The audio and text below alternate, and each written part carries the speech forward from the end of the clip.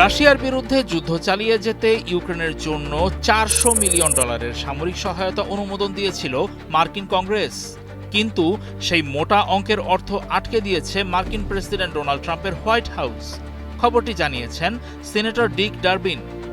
22 জুলাই এক শুনানিতে তিনি বলেন, গত জানুয়ারিতে আইন প্রণেতাদের বরাদ্দ করা ওই অর্থ অন্তত 2029 সালের আগে পাচ্ছে না ইউক্রেন। ডারবিন জানিয়েছেন, জানুয়ারির সেই আর্থিক প্যাকেজটি এখনও ইউক্রেনে পৌঁছায়নি এবং তা এখন পর্যন্ত ঝুলে রয়েছে। তিনি দাবি করেন, মার্কিন প্রেসিডেন্ট ডোনাল্ড ট্রাম্পের প্রশাসন জানিয়েছে ওই অর্থ পরবর্তী প্রেসিডেন্ট দায়িত্ব না নেওয়া পর্যন্ত অনেক ক্ষেত্রেই পাওয়া যাবে না। ওই অর্থ ইউক্রেন সিকিউরিটি অ্যাসিস্ট্যান্স ইনিশিয়েটিভের অংশ। এটি মার্কিন প্রতিরক্ষা দপ্তর পেন্টাগনের নেতৃত্বাধীন এমন একটি কার্যক্রম যার অধীনে ইউক্রেনীয় সামরিক বাহিনীকে প্রশিক্ষণ, সরঞ্জাম এবং পরামর্শমূলক সহায়তা দিয়ে থাকে মার্কিন যুক্তরাষ্ট্র। In the heart of the city rises a destination built for greatness. International Convention City, Bosundhara. Life takes a new course.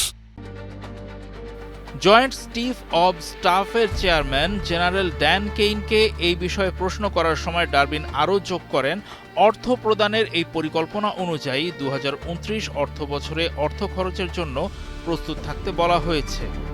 General Kane এর জবাবে জানান, তিনি এই বিলম্বের বিষয়ে অবগত নন। তিনি সিনেটরকে বিষয়টি বেসামরিক নেতাদের সঙ্গে আলোচনার পরামর্শ দেন। হোয়াইট হাউস থেকে এই প্যাকেজের ভবিষ্যৎ নিয়ে কোনো আনুষ্ঠানিক বিবৃতি দেওয়া হয়নি। গত মাসে ডারবিন পররাষ্ট্রমন্ত্রী মার্কো রুবিওকে এ বিষয়ে জিজ্ঞেস করলে মার্কিন এই শীর্ষ কূটনীতিক জানান, অর্থায়নের বিষয়টি এখনও আন্তঃসংস্থা পর্যালোচনার প্রক্রিয়ার মধ্য দিয়ে যাচ্ছে। খুব শীঘ্রই এটি ছাড়ের বিষয়ে খবর পাওয়া যাবে বলে তিনি আশা প্রকাশ করেন। গত মার্চ মাসে ওয়াশিংটন পোস্টের এক প্রতিবেদনে বলা হয়, ইরানের সঙ্গে যুদ্ধের কারণে ঘাটতি হওয়া সামরিক স্টক আবার পূরণের জন্য মার্কিন সরকার ইউক্রেনের জন্য বরাদ্দ করা অর্থ ব্যবহার করে থাকতে পারে। এর এক মাস পর সেনেটর মিচ ম্যাককনেল ওয়াশিংটন পোস্টে একটি কলাম লিখে ক্ষোভ প্রকাশ করে বলেন, কংগ্রেস কর্তৃক ইউক্রেনের সহায়তার জন্য অনুমোদিত $400 মিলিয়ন এখন পেন্টাগনে ধুলার নিচে চাপা পড়ছে। বুধবার ডারবিন জানান, চলতি মাসের শুরুর দিকে আঙ্কারায় ন্যাটো শীর্ষ সম্মেলনের ফাঁকে তিনি ইউক্রেনীয় নেতা ভলোদিমির জেলেনস্কির সঙ্গে সাক্ষাৎ করেছিলেন।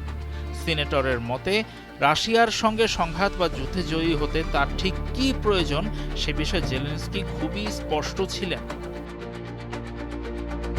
ইউক্রেনকে নিঃশর্ত সমর্থন দেওয়ায় সাবেক মার্কিন প্রেসিডেন্ট জো বাইডেনের কড়া সমালোচনা করেছেন ট্রাম্প।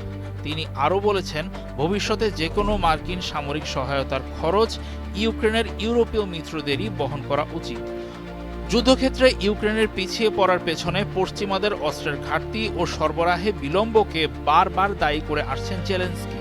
অন্যদিকে রাশিয়া বরাবরই দাবি করে আসছে যে বিদেশি সামরিক সহায়তা কেবল সংঘাতকেই বাড়িয়ে তুলবে, কিন্তু রাশিয়ার অগ্রযাত্রা থামাতে পারবে না।